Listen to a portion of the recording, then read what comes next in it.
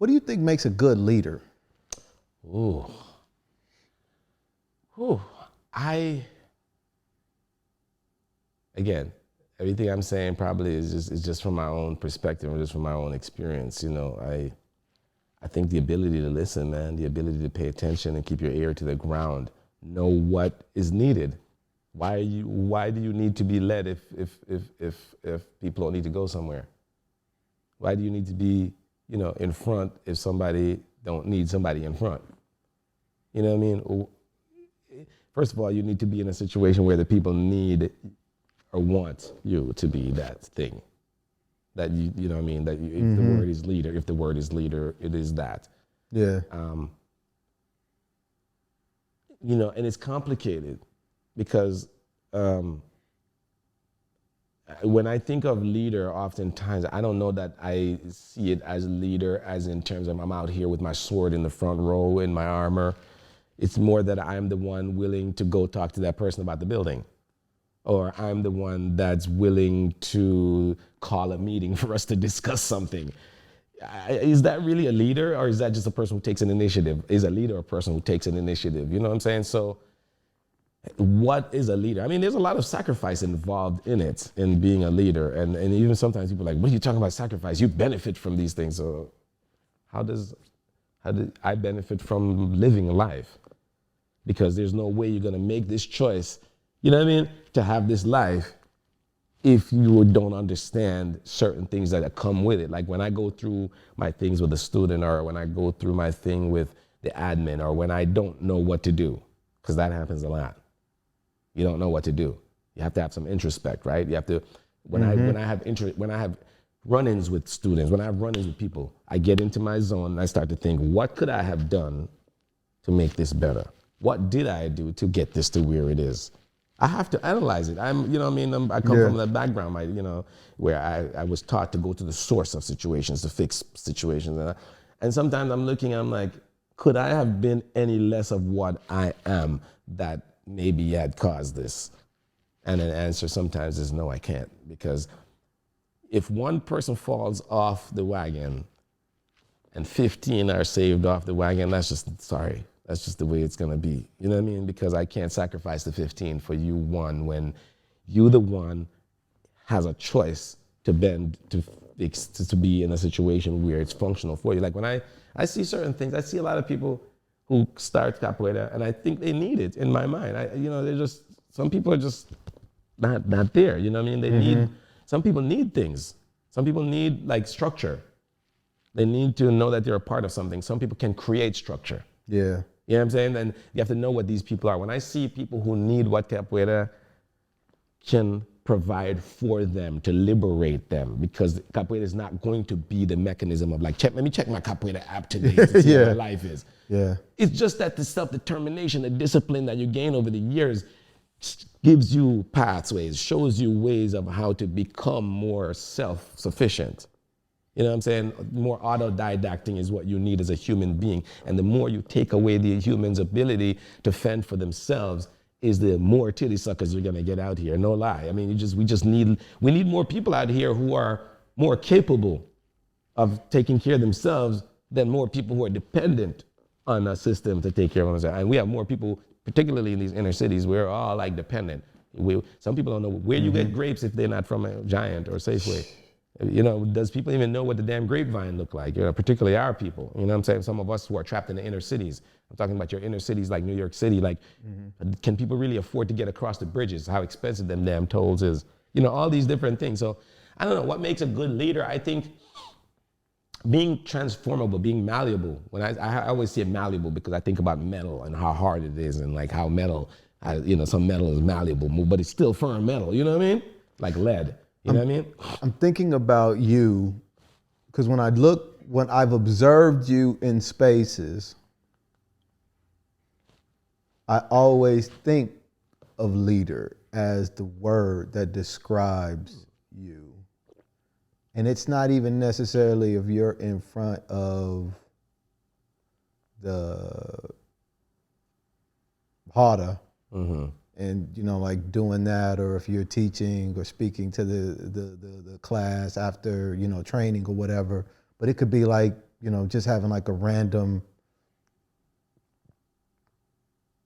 get together in a way. Like there's this energy or something that I feel exudes, and people listen and orient themselves when a decision needs to be made in a way. And so as I asked you what it was, I'm trying to think of the qualities that I observed in you that led me to that thought of leader. And I don't think you make leaders. I think they're born. I think that doesn't mean that you have the ability to lead just because you were born a leader. Right. But I do think that the ingredients are there if properly honed and, molded to be that thing that a group of people would need you to be to get from A to B, whatever that means to that group of people or whatever it looks like. Because I think by nature, we do hoard into groups, and the idea of somebody taking the first step, there's so much hesitancy to do that. Yes. That somebody has to be the one to take the first step. And to me, that's the sign of the leader. There's a cost associated with being that person. Yeah. But there's a benefit too. And, a part of, I think, coming to grips with that role and being that person is understanding that you've got to take it all. Yes. You just have to take it all. When you're right, you're right. When you're wrong. But somebody has to be the one to take the first step. Now, the hope is, I feel, and this is what I feel I observe, that as a challenge of being a leader is when you look across, when you look out to your group, who do you see as that person who has the capacity to take that first step, to be okay being wrong and right, because you can't do it forever. There's a transition that has to occur at some point in time. Is what I'm saying making sense? Yeah. Okay. No, I'm with you. I'm following along perfectly fine because what you're describing is my experience. That is my experience. A succession plan is what you're talking about. The thing about being a leader, like I consider myself an eternal student.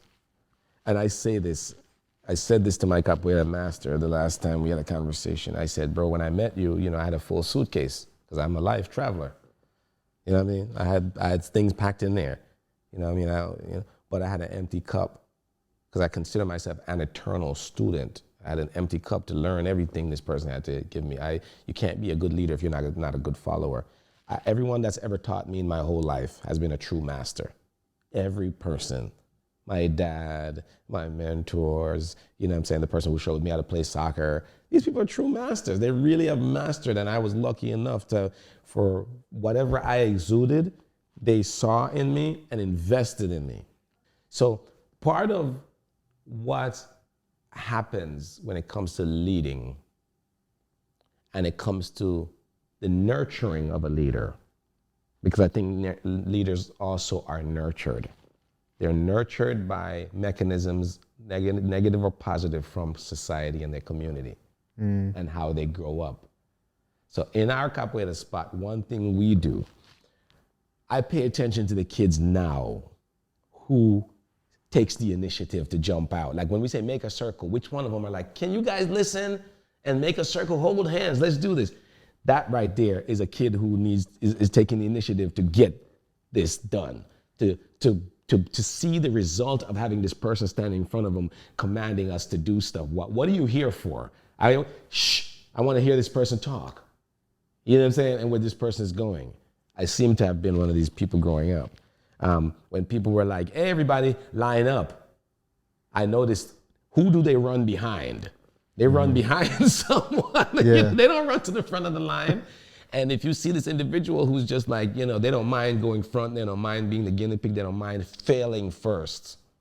Because the beauty of capoeira is when you get into that harder, when you get into that circle to play, a lot of people think in martial science, I'm the greatest fighter of all time. You have to be prepared to lose, because it's possible.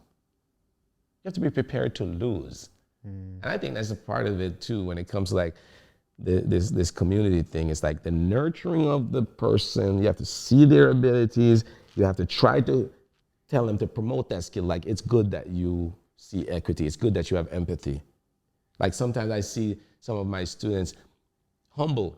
You can see it in their life living, and I'm like, you're the one that deserves to have power. You should be a leader in this art form because you're not an abuser. You know what I'm saying? That already sets the tone for you to be a just person. It's just like picking a judge. You can't just pick any old person who went to law school and has a law degree to be a judge. This person has to be a just person. Like, we're talking about somebody's life is in their hands. You know what I'm saying? Yeah. So I think leaders have to be nurtured. And I think that's some of the stuff I'm talking about in terms of creating equity in my community. What kind of mechanism do I have to make sure there's a succession plan that is in place so that this capoeira is not being run on my mentality as I change?